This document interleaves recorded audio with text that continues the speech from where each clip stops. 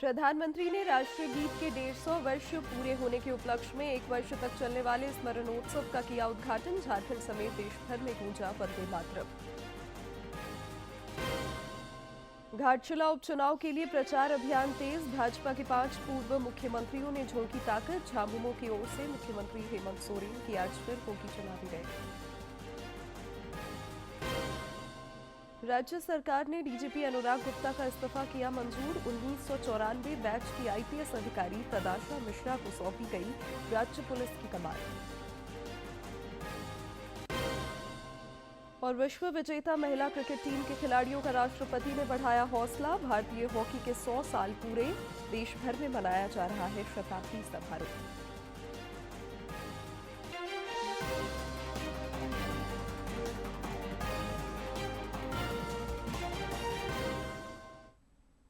नमस्कार, खबरें झारखंड में आपका स्वागत है। मैं हूं शिवानी कुमारी और अब समाचार विस्तार से। प्रधानमंत्री नरेंद्र मोदी ने आज नई दिल्ली में राष्ट्रीय गीत वंदे मातरम के 150 वर्ष पूरे होने के उपलक्ष्य में 1 वर्ष तक चलने वाले स्मरणोत्सव कार्यक्रम का शुभारंभ किया। इस अवसर पर प्रधानमंत्री ने एक स्मारक डाक टिकट और 150 रुपए का सिक्का भी जारी किया। मौके पर प्रधानमंत्री ने वंदे मातरम 150.in वेबसाइट का भी शुभारंभ किया।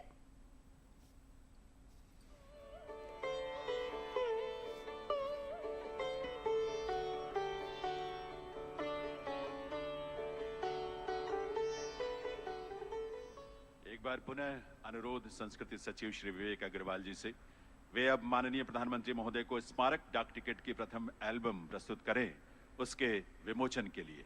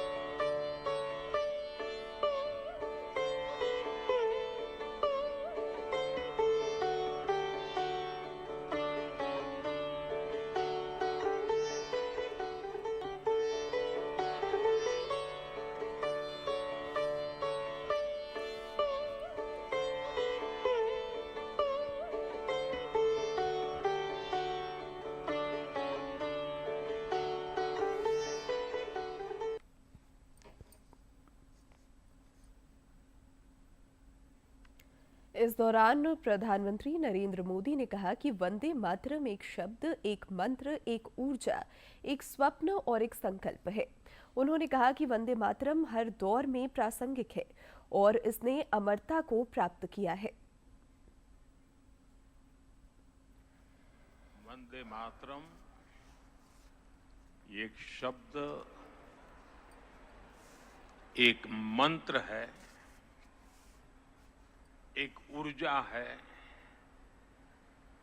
एक स्वप्न है, एक संकल्प है। वंदे मातरम ये एक शब्द मां भारती की साधना है, मां भारती की आराधना है।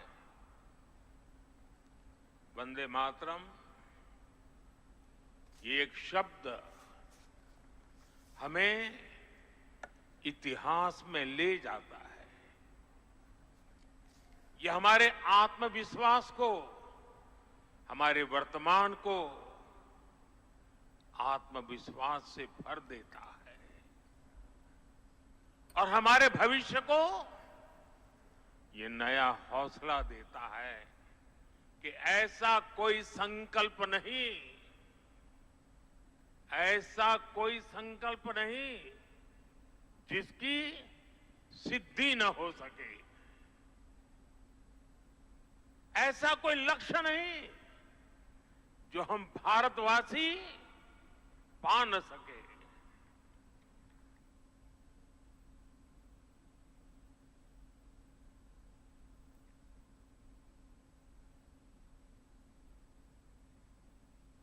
इस दौरान वंदे मातरम का सामूहिक गान हुआ, जिसमें प्रधानमंत्री नरेंद्र मोदी भी शामिल हुए।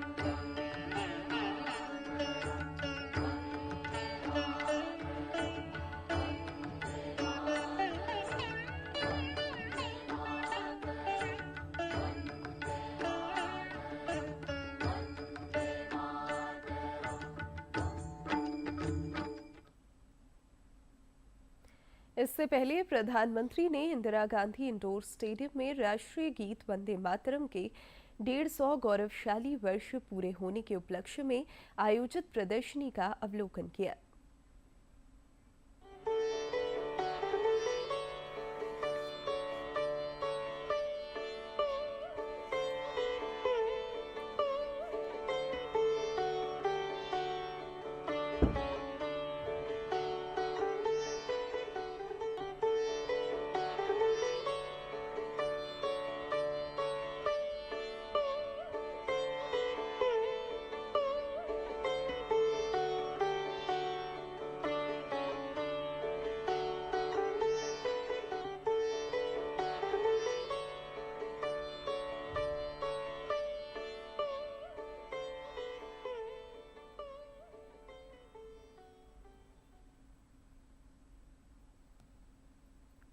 भारतीय जनता पार्टी ने वंदे मातरम के 150 वर्ष पूरे होने पर रांची के मोराबादी मैदान में सामूहिक गायन आयोजित किया। इसमें काफी संख्या में स्थानीय लोग शामिल हुए और सभी ने वंदे मातरम गीत गाए तथा भारत माता के जयकारे लगाए। मौके पर लोगों ने स्थानीय उत्पादों को अपनाने और विदेशी वस्तुओं के बहिष्कार का संकल्प दोहराया। मौके पर स्थानीय विधायक सीपी सिंह ने लोगों को वंदे मातरम के गौरवशाली इतिहास से रूबरू कराया।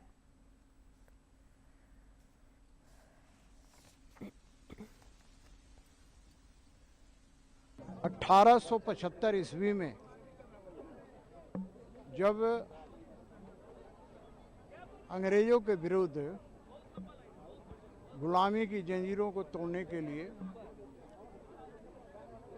आंदोलन चल रहा था, उसी समय बंकिम चंद्र चट्टोपाध्याय ने वंदे मातरम गीत की रचना की थी और 1896 ईस्वी में कोलकाता में रविन्द्रनाथ टैगोर ने इस गीत को गाने का काम किया था। यह गीत उस समय हमारे देश के क्रांतिकारियों और आंदोलनकारियों के लिए एक प्रेरणा स्रोत बना रहा और लोगों में उत्साह और जज्बा पैदा होता ही और यह लगातार गीत चल रहा है। 1950 ईस्वी में डॉक्टर राजेंद्र प्रसाद जो तत्कालीन राष्ट्रपति थे, उन्होंने इसको महत्व प्रदान किया, मान्यता प्रदान किया। राष्ट्रीय गीत वंदे मातरम के 150 वर्ष पूरे होने पर रांची स्थित प्रदेश भाजपा कार्यालय में सामूहिक रूप से वंदे मातरम गाया गया। इस अवसर पर रांची के विधायक सीपी सिंह, पूर्व सांसद यदुनाथ पांडे समेत कई नेता और कार्यकर्ता शामिल हुए।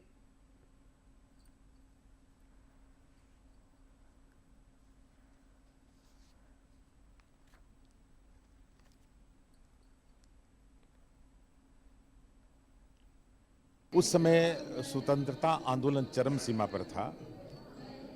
ये जो गीत है ये स्वतंत्रता आंदोलन से जुड़े आंदोलनकारियों के लिए प्रेरणा स्रोत था। हम यही कहेंगे कि आज की पीढ़ी जो है वंदे मातरम को अगर ध्यान से इस गीत को अगर पढ़ता है, ध्यान से अगर मनन करता है तो इसमें भारत माता का पूरा वंदन है और कुछ नहीं है। इस विशेष मौके पर देश भर के प्रतिष्ठानों और स्कूलों में भी वंदे मातरम का सामूहिक गान हुआ। दूरदर्शन केंद्र रांची में भी तमाम अधिकारियों और कर्मचारियों ने एक साथ राष्ट्रीय गीत गाया।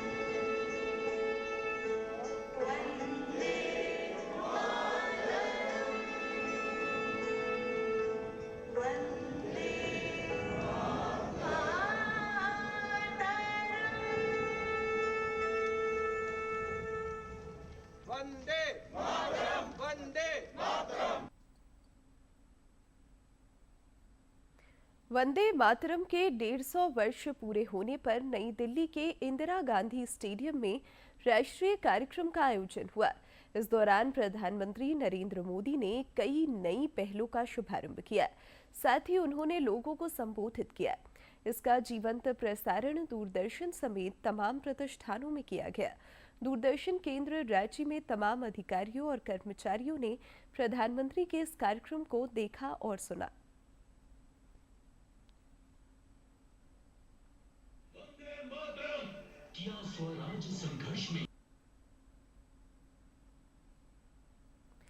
देश राष्ट्रीय गीत वंदे मातरम की 150वीं वर्षगांठ मना रहा है। यह एक ऐसा गीत है जिसने कई पीढ़ियों को एकजुट होने, आगे बढ़ने और राष्ट्र की भावना का जश्न मनाने के लिए प्रेरित किया।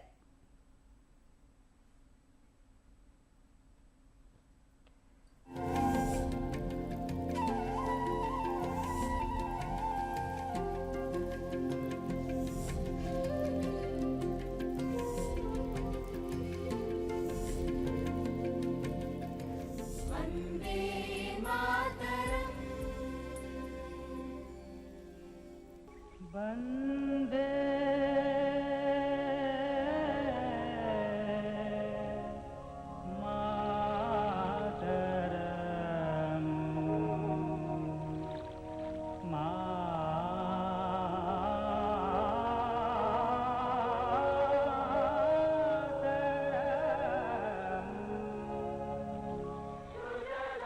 स्वाधीनता संग्राम के दौरान वंदे मातरम गीत केवल एक गीत नहीं था, बल्कि देशभक्ति की भावना का प्रतीक और राष्ट्र जागरण का सबसे लोकप्रिय नारा था।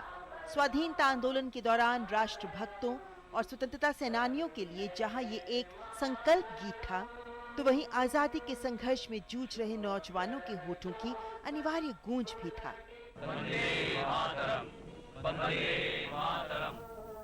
वंदे मातरम गीत के उद्देश्य, महत्व और देशभक्ति की भावना को देखते ही रविंद्रनाथ टैगोर ने पहली बार इसे 1896 में भारतीय राष्ट्रीय कांग्रेस के अधिवेशन में गाया था और इसके बाद तो ये राष्ट्रीय जनमानस के दिलो दिमाग पर छा गया।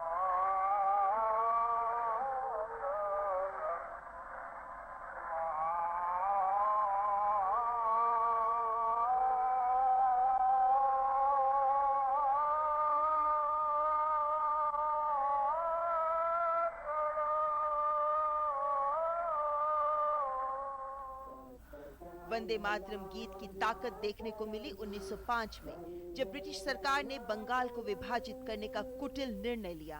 अंग्रेजों के इस बंग भंग निर्णय के खिलाफ शुरू किए गए स्वदेशी आंदोलन के दौरान वंदे मातरम सबसे प्रमुख नारा बन गया। वंदे मातरम 1905 के बंगाल विभाजन के विरोध में उठे स्वदेशी आंदोलन का सूत्रपात बना। इस गीत ने स्वराज, आत्मशासन और आत्मनिर्भरता की भावना को जन्म दिया, जो 120 वर्ष बाद आज भी उतनी ही प्रासंगिक है जितनी तब थी। वंदे मातरम से प्रेरित होकर अवनींद्रनाथ ठाकुर ने 1905 में भारत माता का प्रसिद्ध चित्र बनाया, जिसने राष्ट्रीय आंदोलन को नई दिशा दी। इस गीत ने भारत को मातृभूमि के रूप में देखने की भावना जगाई, जो यूरोपीय देशों की पितृभूमि की अवधारणा से अलग थी। वंदे मातरम में भारत माता को सन्यासिनी के रूप में दर्शाया गया है, जो अपनी संतान को ज्ञान, अन्न, वस्त्र और धर्म प्रदान करती है। भारत माता का ये चित्रण और वंदे मातरम दोनों मिलकर स्वदेश को भारत की राजनैतिक, सांस्कृतिक और सभ्यगत पहचान के रूप में स्थापित करते हैं। यही नहीं, 20वीं सदी के आरंभ में वंदे मातरम ब्रिटिश आर्थिक नीतियों के विरोध का भी प्रतीक बन गया। अरबिंदो घोष, लाला लाजपत राय और बाल गंगाधर तिलक जैसे नेताओं ने वंदे मातरम को एक जन घोष के रूप में इस्तेमाल करने का आह्वान किया, जिसे हर भारतीय ने सराखों पर लिया। दरअसल यूरोपीय देशों की संकीर्ण और बहिष्कारवादी राष्ट्रवाद के विपरीत भारत का राष्ट्रवाद समावेशी और सभ्यतागत है, और वंदे मातरम इसी भारत की अवधारणा को अभिव्यक्त करता है, जहां विविधता में एकता और आध्यात्मिक एकता दोनों निहित हैं। इसीलिए श्री अरबिंदो ने वंदे मातरम को भारत के उत्थान का मंत्र कहा। उन्होंने इस गीत की अपनी धुन भी बनाई, ताकि ये भारत के लिए एक शक्तिशाली और प्रेरणादायी मंत्र बन सके। अंग्रेजों की तमाम कोशिशों के बावजूद वंदे मातरम ने स्वतंत्रता संग्राम में न सिर्फ स्वदेशी की भावना को जगाया, बल्कि पूरे राष्ट्र को एकता के सूत्र में बांध दिया।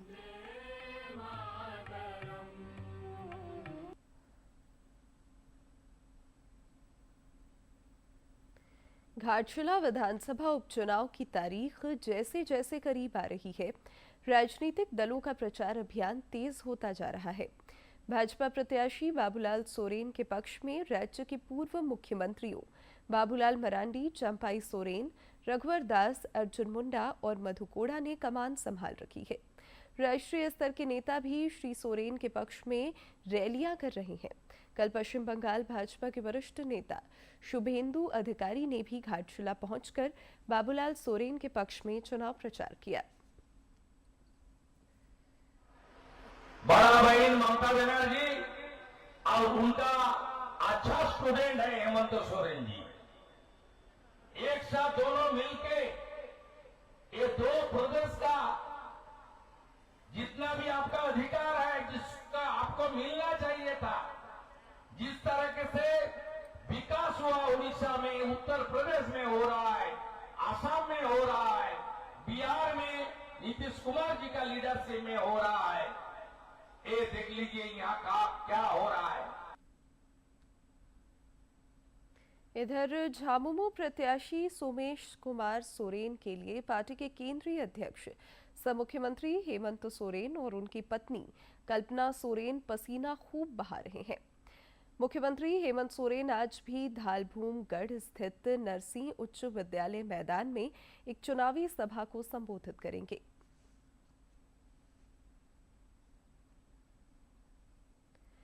झारखंड कैडर के 1994 बैच की आईपीएस तदाशा मिश्रा को झारखंड का प्रभारी डीजीपी बनाया गया है। इस संबंध में गृह कारा एवं आपदा प्रबंधन विभाग ने कल देर रात अधिसूचना जारी कर दी है।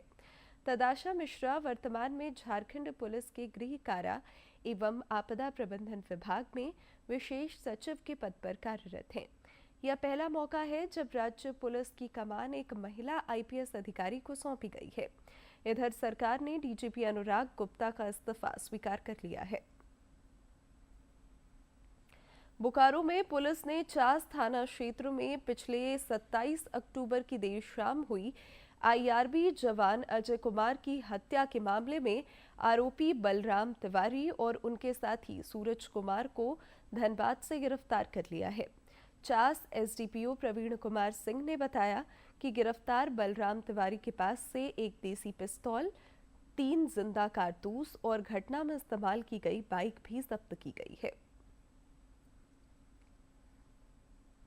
दोनों को गिरफ्तार किया गया और उनके आधिपत्य से, उनके पोजीशन से 7.65 mm का एक पिस्टल भी बरामद किया गया है और 3 जिंदा कारतूस भी बरामद किया गया है। चास थाना में एफआईआर वादी के लिखित आवेदन के आधार पर एफआईआर संख्या 140/25 दर्ज किया गया है। कांड का अनुसंधान जारी है और कांड में प्रयुक्त पल्सर बाइक भी जब्त किया गया।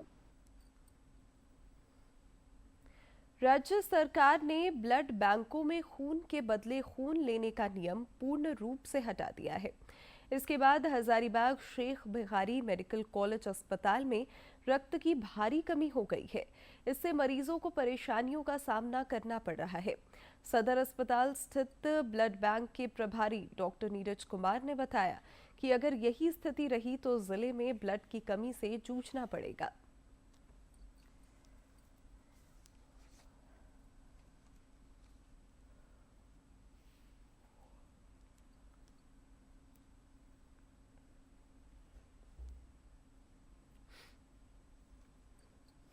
तत्काल हमारे पास अभी 25 यूनिट सेब्स बचे हुए हैं और हम लोगों ने कैंप लगाने की व्यवस्था कर रहे हैं और बहुत लोगों से ऑर्गेनाइजेशन से बात हुई है। जैसे कल ही एक कैंप लग रहा है, कुछ ब्लड आएंगे। ऐसे ही हम लोग का ये 12 तारीख से 28 तारीख के बीच में एक पखवाड़ा चल रहा है जो आप सबको ज्ञात होगा कि हमारा 25वां दिवस भी है राज्य का। तो इस बेसिस पे सारे जगह से ऊपर से हम लोग के लेवल पे भी डिफरेंट कार्यक्रम किए जाएंगे जिसके तहत डेली ब्लड कैंप लगाना है, जिससे ज़्यादा से ज़्यादा ब्लड कैंप को ऑर्गेनाइज किया जाए और ज़्यादा से ज़्यादा लोगों को जोड़ा जा सके ताकि वो ज़्यादा लोग आगे आकर ब्लड देंगे तभी ये सब हो पाएगा, नहीं तो स्कार्सिटी बहुत ज़्यादा क्रिएट हो जाएगी। आईसीसी क्रिकेट महिला विश्व कप की विजेता भारतीय टीम की सदस्यों ने नई दिल्ली में राष्ट्रपति द्रौपदी मुर्मू से मुलाकात की। मौके पर राष्ट्रपति ने टीम को बधाई दी और कहा कि भारतीय टीम ने इतिहास रचा है और युवा पीढ़ी के लिए आदर्श बन गई है।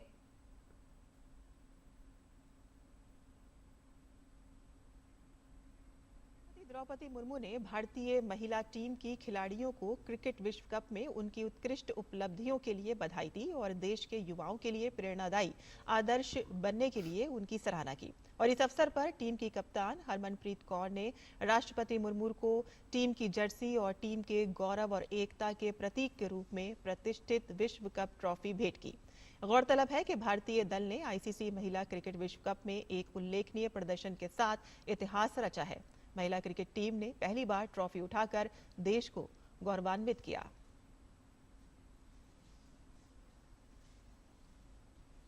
अब आप सब सुपरस्टार है, एक स्टार है। युवा पीढ़ी खासकर लड़कियों आपसे प्रेरित होकर जीवन में आगे बढ़ना चाहेंगे। You have become role models.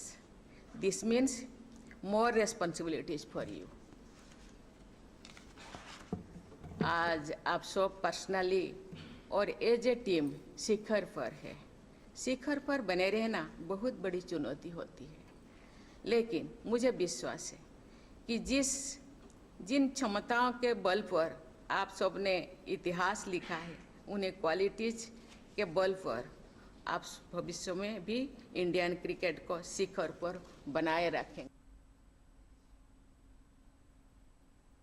भारतीय हॉकी के गौरवशाली 100 वर्ष पूरे होने पर आज से राष्ट्रव्यापी समारोह शुरू हो गया है। शताब्दी समारोह के तहत 550 जिलों में 1400 से अधिक मैच खेले जा रहे हैं। मुख्य कार्यक्रम का आयोजन नई दिल्ली के मेजर ध्यानचंद राष्ट्रीय स्टेडियम में आयोजित हुआ, जिसमें हॉकी के गौरवशाली सफर को दर्शाने वाले कई विशेष कार्यक्रम हुए। इस दौरान केंद्रीय मंत्री एकादश और हॉकी इंडिया की पुरुष और महिला मिश्रित एकादश के बीच प्रदर्शनी मैच भी खेला गया। बाद में हॉकी के दिग्गजों को सम्मानित किया गया। मौके पर केंद्रीय मंत्री मनसुख मांडविया और किरेन रिजिजू तथा हॉकी इंडिया के पदाधिकारी भी मौजूद थे। नोबेल पुरस्कार विजेता वैज्ञानिक सीवी रमन की आज जयंती है।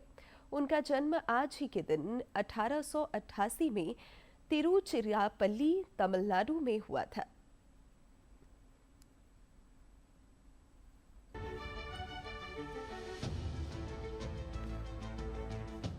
भारत रत्न सीवी रमन मात्र एक वैज्ञानिक नहीं बल्कि विज्ञान जगत के प्रकाश थे। इनका जन्म 7 नवंबर 1888 को तमिलनाडु के तिरुचिरापल्ली में हुआ था। बचपन से ही सीवी रमन बहुत प्रतिभाशाली थे। गणित व भौतिकी का माहौल इन्हें घर ने ही प्रदान किया था। इनके पिता चंद्रशेखर अय्यर गणित के भौतिकी लेक्चरर थे। उन्हीं से सीवी रमन में विज्ञान के प्रति लगाव पैदा हुआ और यह लगाव अंतिम सांस तक कायम रहा।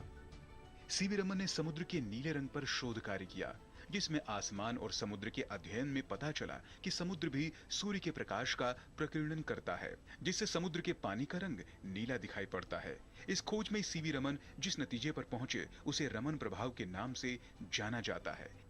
इसी शोध के लिए खोजी प्रवृत्ति के धनी सीवी रमन को भौतिकी के क्षेत्र में नोबेल पुरस्कार मिला। इसके साथ ही चंद्रशेखर वेंकट रमन को फ्रैंकलिन मेडल, लेनिन शांति पुरस्कार भी मिला। प्रकाश के व्यवहार पर आधारित शोध पत्र के आधार पर रॉयल सोसाइटी ऑफ लंदन ने उन्हें नाइटहुड की उपाधि प्रदान की।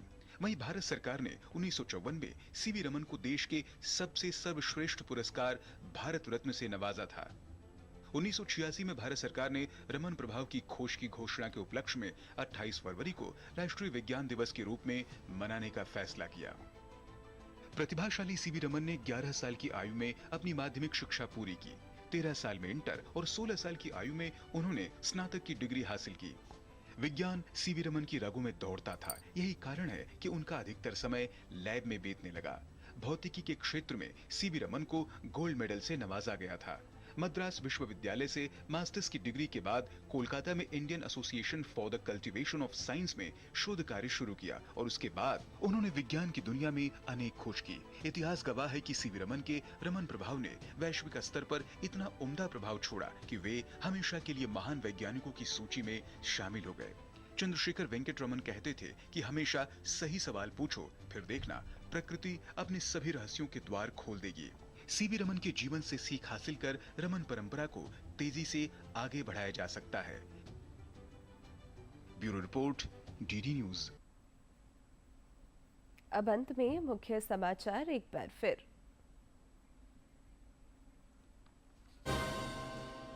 प्रधानमंत्री ने राष्ट्रीय गीत के 150 वर्ष पूरे होने के उपलक्ष्य में 1 वर्ष तक चलने वाले स्मरणोत्सव का किया उद्घाटन। झारखंड समेत देश भर में गूंजा वंदे मातरम। घाटशिला उपचुनाव के लिए प्रचार अभियान तेज। भाजपा के 5 पूर्व मुख्यमंत्रियों ने झोंकी ताकत। झामुमो की ओर से मुख्यमंत्री हेमंत सोरेन की आज फिर होगी चुनावी रैली। राज्य सरकार ने डीजीपी अनुराग गुप्ता का इस्तीफा किया मंजूर। 1994 बैच की आईपीएस अधिकारी तदाशा मिश्रा को सौंपी गई राज्य पुलिस की कमान। और विश्व विजेता महिला क्रिकेट टीम के खिलाड़ियों का राष्ट्रपति ने बढ़ाया हौसला। भारतीय हॉकी के 100 साल पूरे, देश भर में मनाया जा रहा है शताब्दी समारोह।